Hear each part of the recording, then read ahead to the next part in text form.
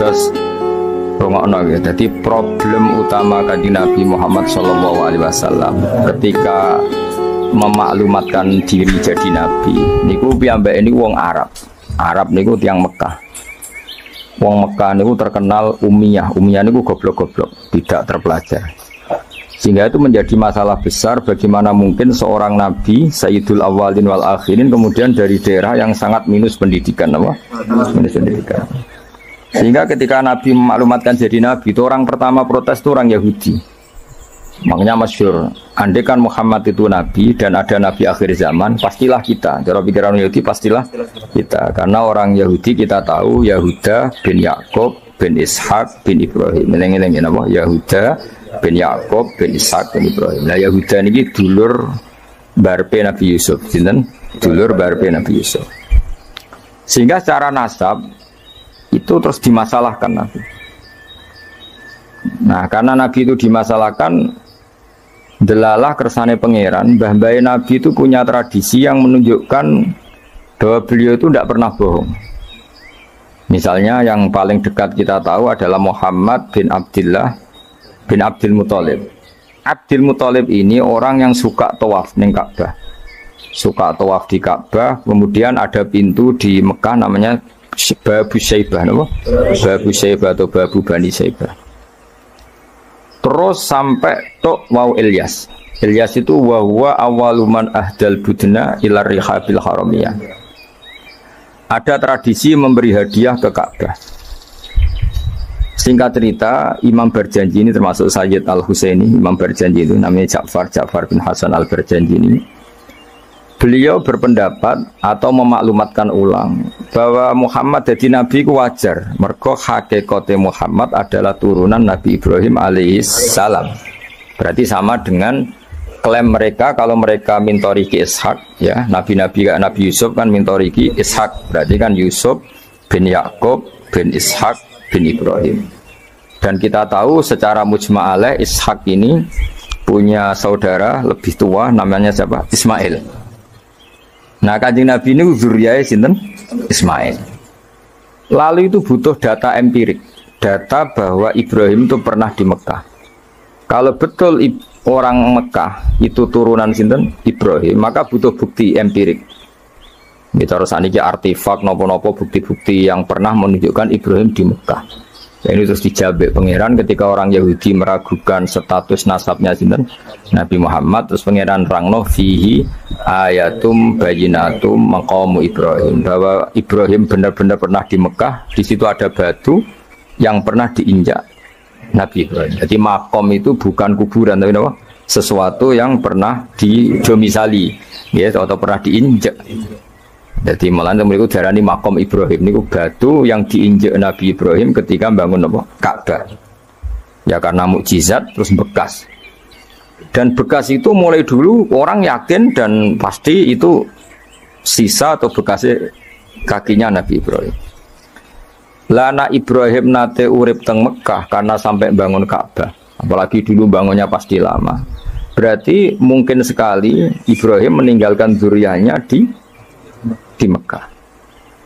Makanya Quran terus cerita bahwa Ibrahim niku ngendikan ketika mau meninggalkan Mekah, inni askantu min dzurriyyati biwadin ghairi dzar'in inda baitikal muharram. Terus ada kepastian, makanya Quran ayat-ayat itu masih menjawab keraguan orang Yahudi bahwa Muhammad kenapa jadi nabi, dia itu anaknya siapa, turunannya siapa. Padahal di Taurat dan Injil jelas aturan nabi itu zuriyatam ba'duha min ba'd.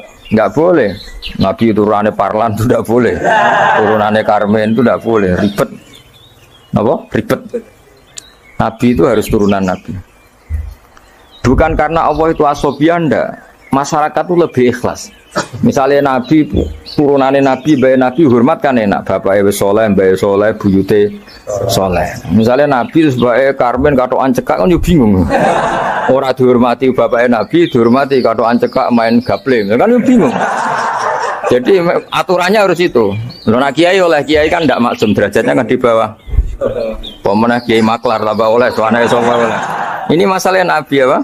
Orang yang spesial itu harus bapaknya spesial, mbahnya spesial, duitnya spesial. Nah, Sehingga aturan jadi nabi itu memang harus dzurriyatam ba'duham. Kalau kiai boleh. Kalau mana maklar tambah boleh. Tapi kalau nabi tidak boleh. Nah, aturan-aturan itu ada di Taurat dan Injil. Makanya yang pertama disoal orang Yahudi, kalau Muhammad nabi itu bapaknya siapa, mbahnya siapa. Dan Sayyid berjanji ini, yang ngarang berjanji itu kitab yang sangat ilmiah. Makanya kata Mbah Mun, meskipun ada simtuduror, orang itu nggak boleh meninggalkan berjanji. Karena kitab Madaih yang mamlu'ah bil ilmi itu berjanji. Tapi yang isek itu simtuduror, ya. Tapi yang tua itu berjanji. Makanya alhamdulillah kita mbah piro kadar itu dibaca semua. Meskipun nggak paham semua, soalnya diwaca kabeh. Karena kita yang bisa menjawab tuduhan orang Yahudi Nabi anak Esopo itu kita berjanji. Berjanji tahu betul kalau masalah utama Nabi adalah anaknya siapa, mbahnya siapa. Makanya beliau ngendikan wa ba'du fa'aqulu wa Muhammad bin Abdullah. Logikanya gampang. Kalau orang modern saja tahu bapaknya siapa, mbahnya siapa, buyutnya siapa, itu artinya nggak ada yang fiktif. Ukuran sejarah fiktif ndak itu ditandai dengan satu kuburan, dua artefak. Itu nggak mungkin nama-nama itu fiktif. Buktinya apa? Di Ka'bah mulai dulu zaman Quraisy ada Babu Bani Saibah. Babu Bani dan Abdul Muthalib namanya itu Saibah. Karena mulai kecil beruban. Jadi kata Saibah itu mulai kecil apa? Beruban. Karena perilakunya terpuji terus orang Mekah darani Saibatul Hamdi, apa? Saibatul Hamdi. Nah, karena dia pernah melayani saudaranya Hashim namanya Muthalib. Ya kita tahu Muhammad bin Abdullah bin Abdul Muthalib bin Hashim. Nah, Hashim ini punya saudara namanya Muthalib, no? Nah, Abdul Muthalib kecil itu pernah derek Muthalib pamannya, ya. Abdul Muthalib kecil, berarti Saibah ini apa? Pernah derek pamannya yang bernama Muthalib. Nah, Muthalib wonge gaya, pasti takoki wong, "Iku apa budakku?"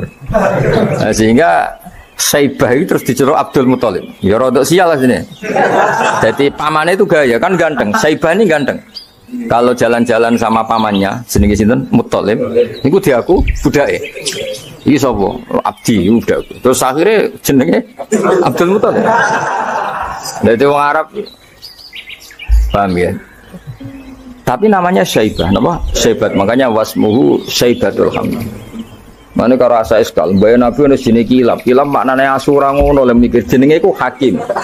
Ya namanya Hakim. Nah, dulu kalau orang berburu itu melibatkan anjing, karena sering berburu melibatkan anjing disebut kilab.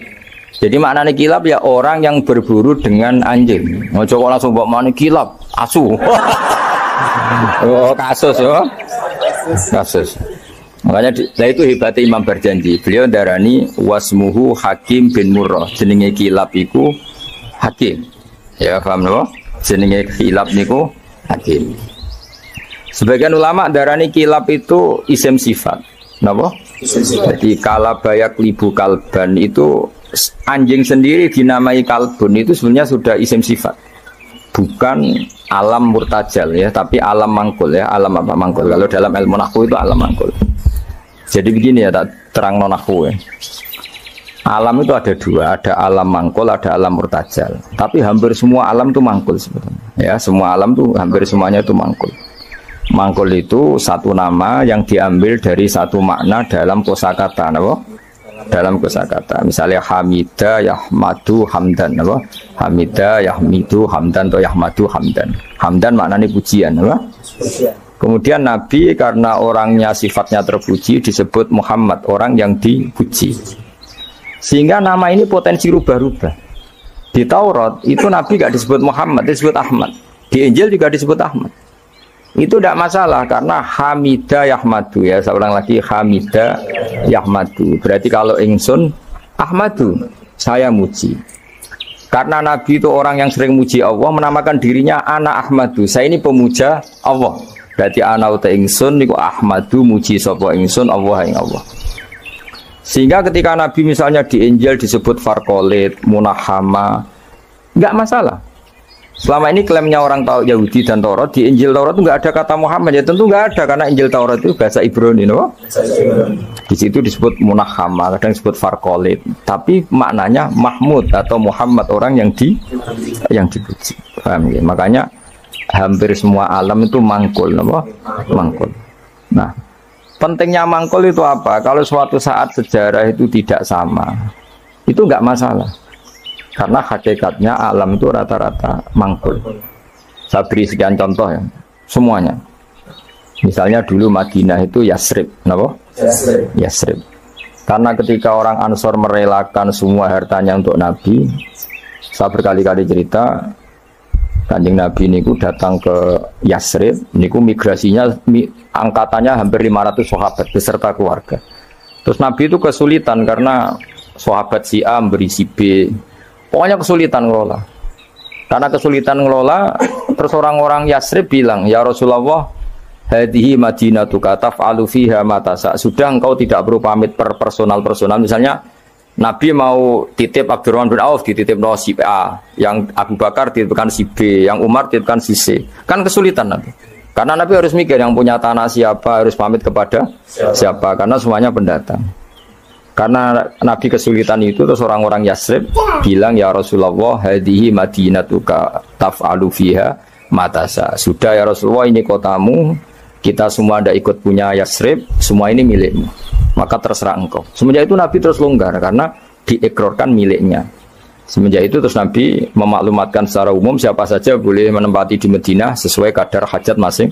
Nah, semenjak itu daerah ini Madinah itu Rasulullah Shallallahu Alaihi Wasallam. Jadi hampir semua kota itu pasti mangkul. Sehingga ketika kitab Taurat, Injil menamakan itu enggak persis, itu enggak masalah. Misalnya Quran yang paling masyhur, sumya bil Quran ya li annahu makru, karena dibaca, maka sumya Quranan, qara'a yaqra'u Quranan. Tapi Quran juga dikatakan kitab, wal kitabil mubin, karena bentuknya mushaf itu maktub, ada yang ditulis, artinya melibatkan kitabah, tulisan, maka sumya kitaban. Sebagian disebut lagi Quran itu namanya apa? Mushaf, apa?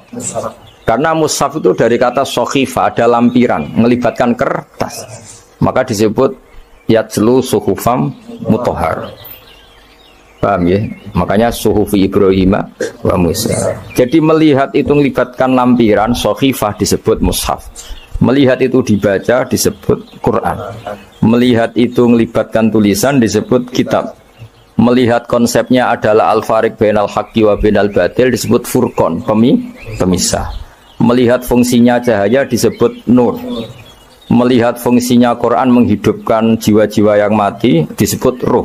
Wa kadzalika auhayna ilaika ruham min amrina. Sehingga berdipastikan sebenarnya semua nama itu rata-rata itu mangkul, apa? Mangkul. Makanya Nabi sering ngendikan, saya ini punya sekian nama. Beliau menyebut ana Muhammad wa ana Ahmad. Langsung beliau menyebut wa anal mahi. Saya ini pelebur, penghilang. Yamhu bi al-kufra, dengan saya kekafiran menjadi hilang. Wa anal aqib, saya ini penutup, karena saya adalah penutup para nabi. Wa anal hasyir, saya ini hasyir, penggiring, karena nanti semua para nabi digiring di bawah benderaku. Jadi nabi juga punya sekian nama, dan semua itu menunjukkan alam apa? Mangkul. Ya, alam apa? Mangkul. Nah sekarang asmani babai Nabi itu jelas gak fiktif, karena tadi orang Arab tahu semua orang kafir pun tahu. Kalau di Mekah ada Babu Bani Syaibah, pasti ada orang bernama Syaibah, karena ada Bani Syaibah, turunannya Syaibah. Dan itu siapa? Abdul Muttalib. Dan itu siapa? Abdullah. Itu siapa? Muhammad. Dan itu butuh bukti artefak. Makanya terus Allah menjawab fihi ayatum bayyinatum maqamu Ibrahim.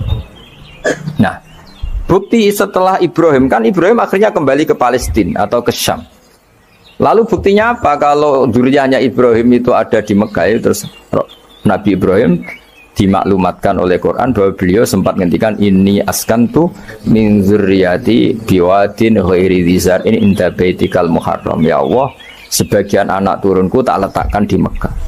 Itu kalimat min dzurriyyati itu kalimat yang paling objektif. Ada kata min, sebagian.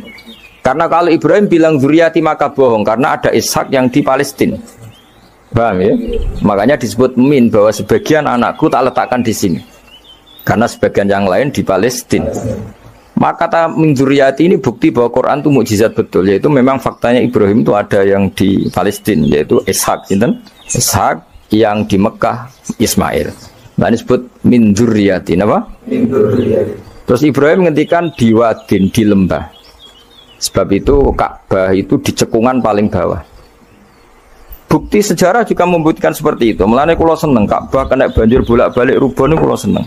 Karena mboten seneng dari segi cemoan mboten, itu bukti empirik. Iku hikmahnya kena apa Ka'bah rubuh bolak-balik. Andai kan enggak rubuh bolak-balik karena banjir, orang susah nyari sejarah.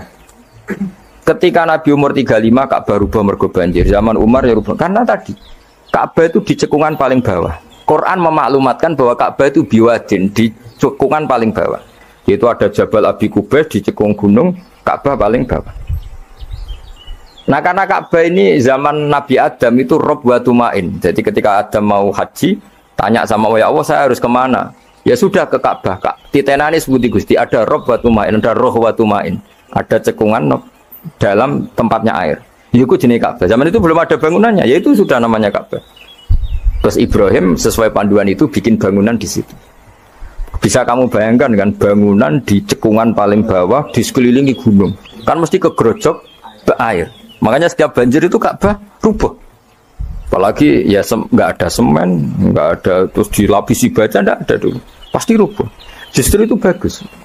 Bagus dari segi bahwa shadaqallahul adzim ketika mengistilahkan Ka'bah itu biwadin. Paham ya? Biwadin. Sehingga sekarang alhamdulillah pemerintahan Wahabi meskipun gitu sampai sekarang Ka'bah itu dari Masjid Haram tetap ke bawah.